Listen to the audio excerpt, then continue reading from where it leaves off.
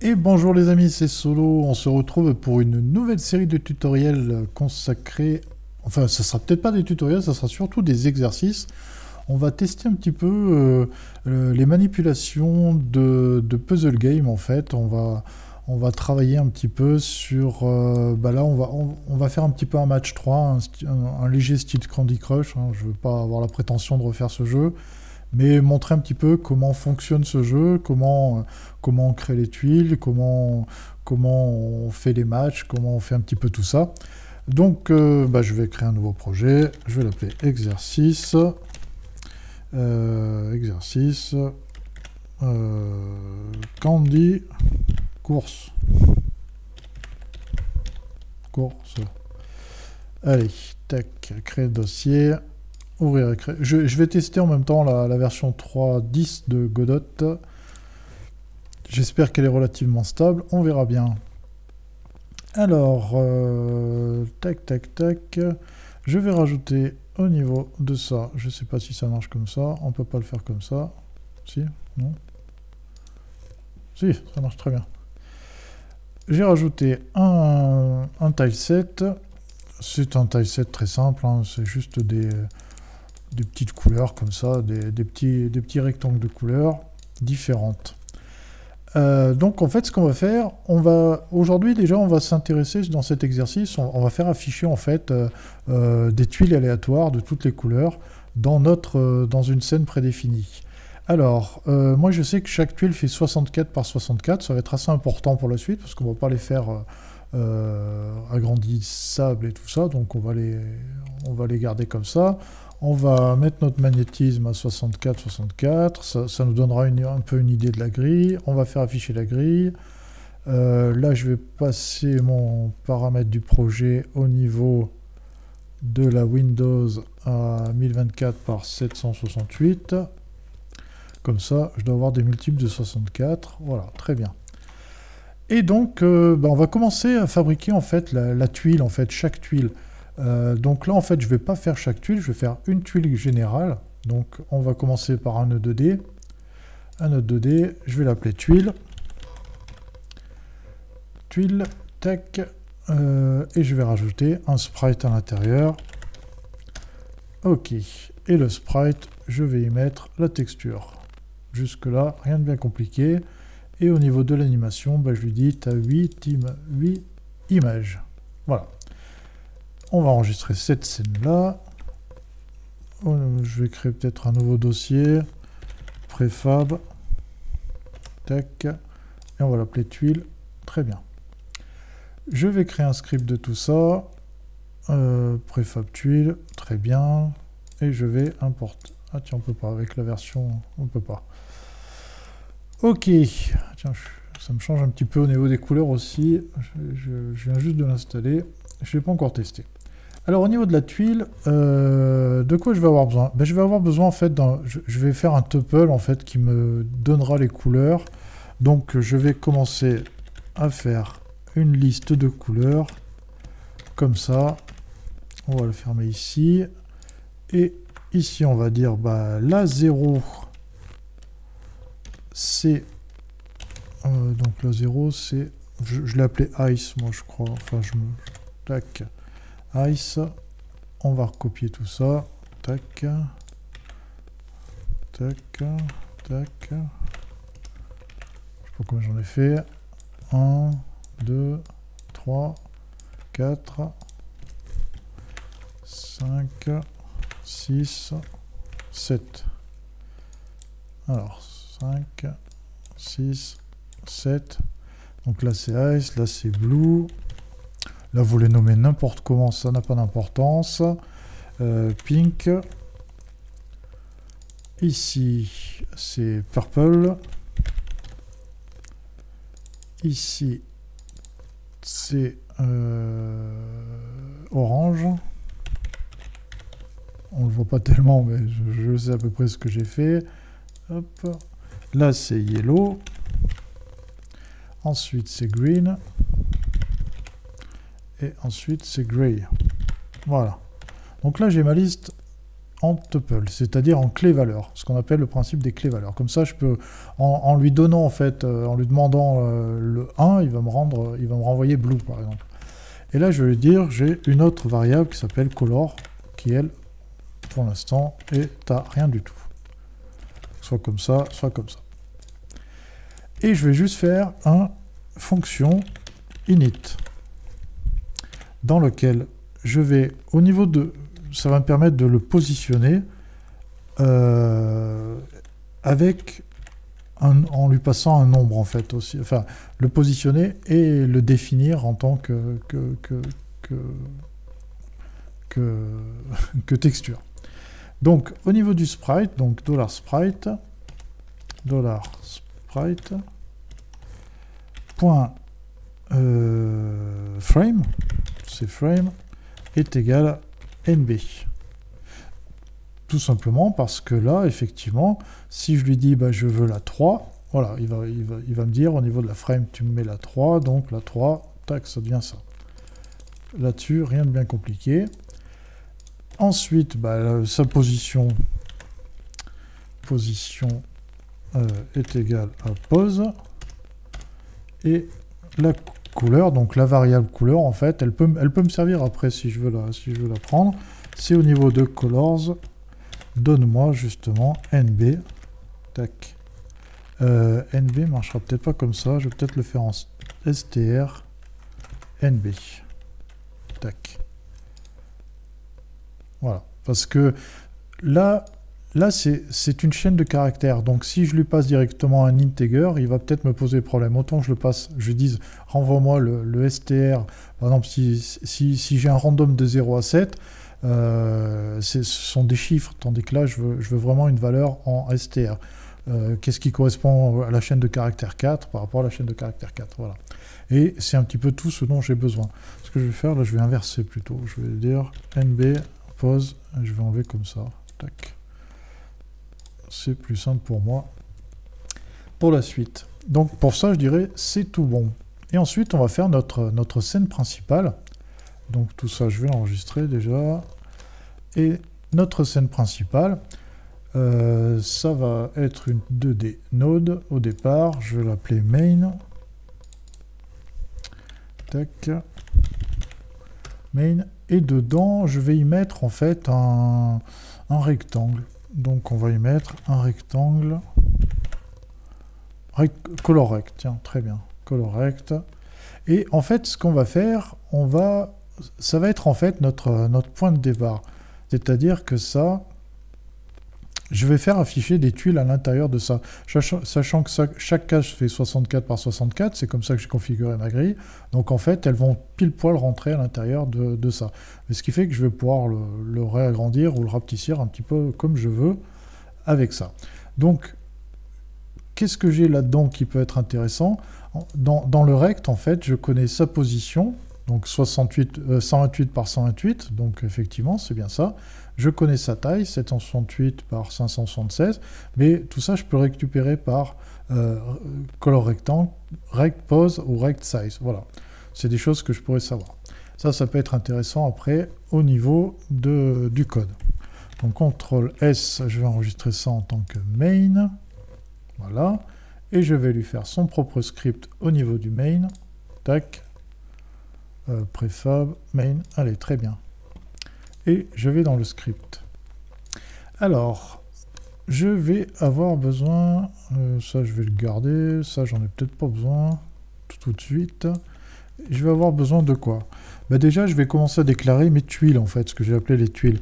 Donc, var tuile est égal à... Je vais faire un preload de des tuiles, tout simplement. Les tuiles, la scène, et non pas le code. D'accord? Je vais avoir besoin aussi... Je peux lui passer une constante. Constante cell size égale 64. C'est-à-dire que ça ne changera jamais. La cell size sera toujours de 64 par 64. Je vais avoir besoin d'une var col, les colonnes. Par défaut, je vais mettre 0. Var rows, par défaut 0. Et puis je vais me passer, je vais me simplifier. Var RE est égal à... qu'est-ce que c'est? C'est un color rect. Donc, pardon. Dollar color rect.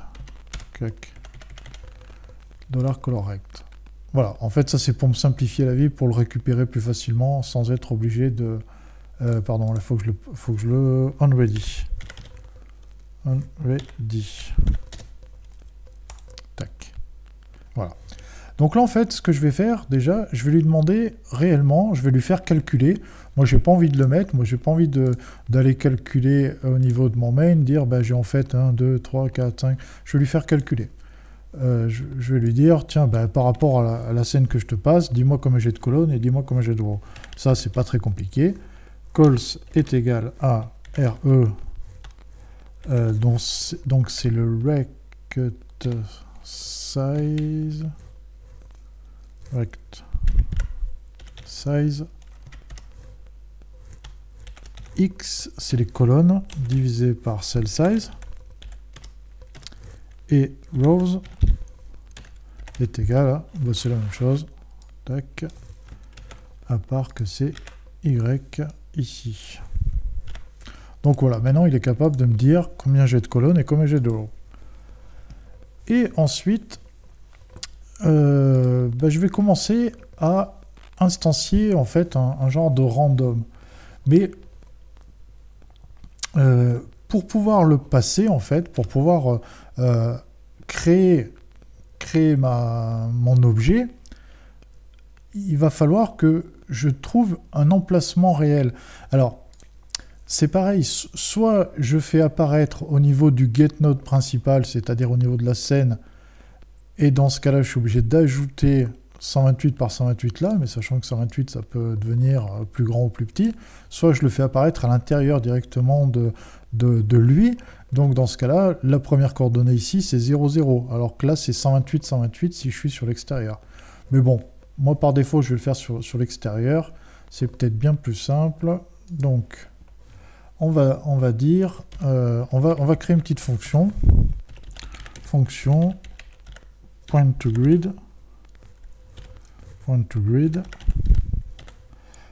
Si je te passe la colonne et la row, tu vas me définir la position en fait où tu vas où est-ce que je vais me placer en pixels en fait.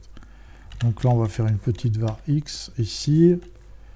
Donc c'est RE. Donc c'est la position rect position x plus, donc là le nombre de cell size, donc en fait c'est col. Maintenant je connais cols,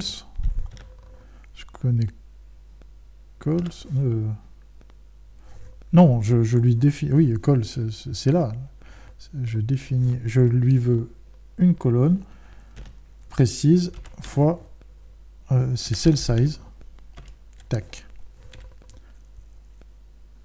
on doit être bon. Et var y, c'est pareil.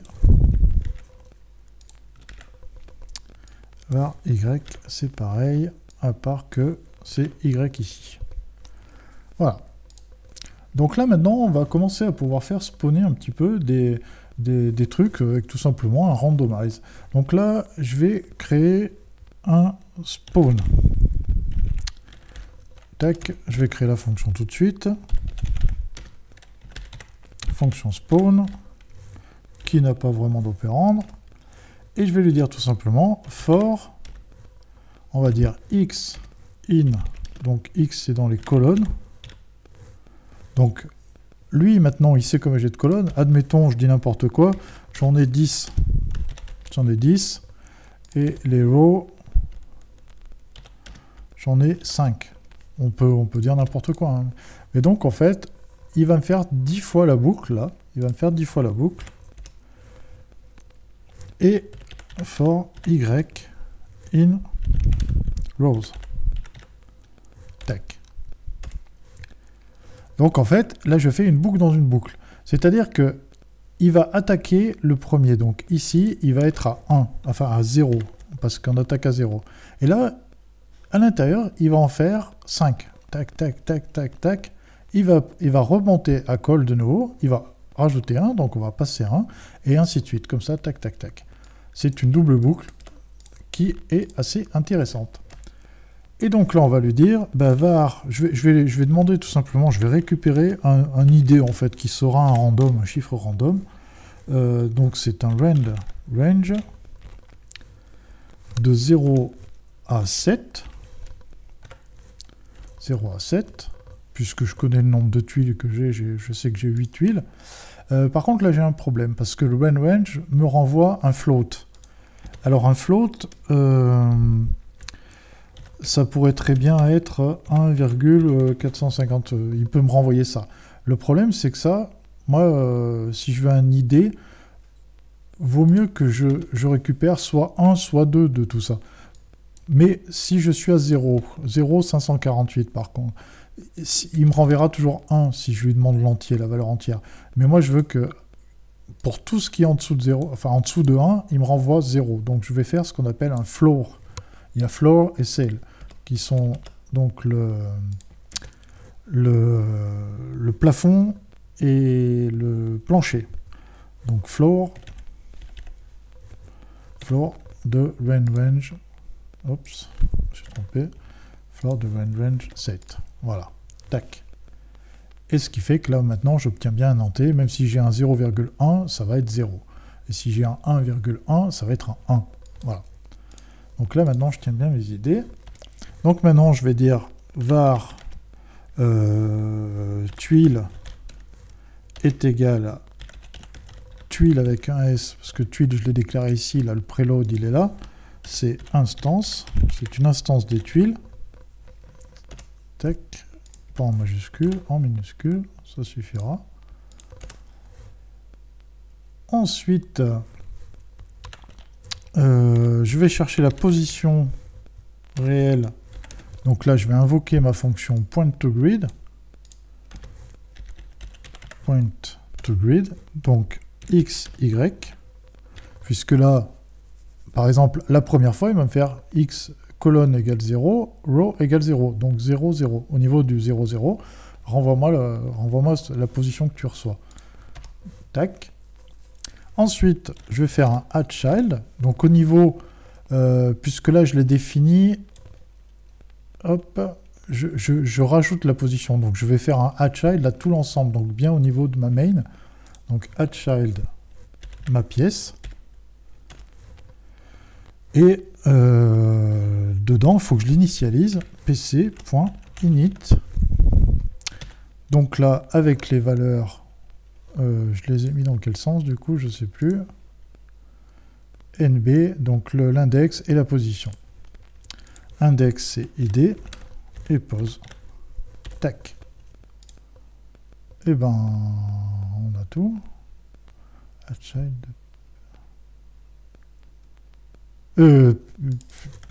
PC, pourquoi je mets PC? Tac, pardon. Pourquoi j'ai mis PC? Et ben là, déjà, ça devrait fonctionner. Si je teste ça maintenant, oui, je vais sélectionner celle-ci en tant que main. Position. Où est-ce qu'il est pas content?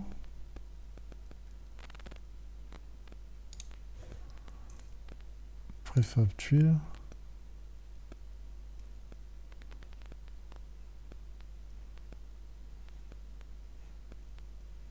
Quoi? Position? Il n'y a pas de position maintenant, il y avait un transform.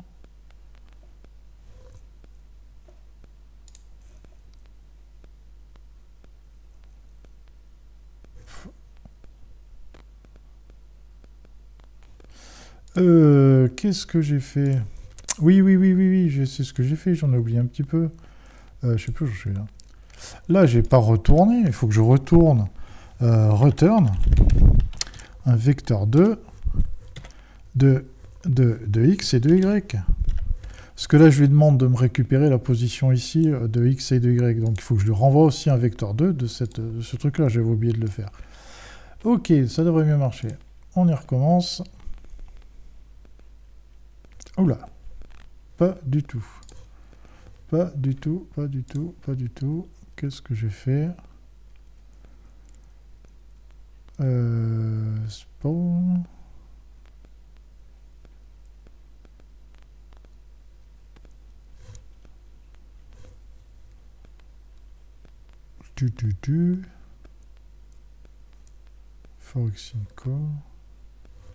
For Geeking Row. For ID Flow.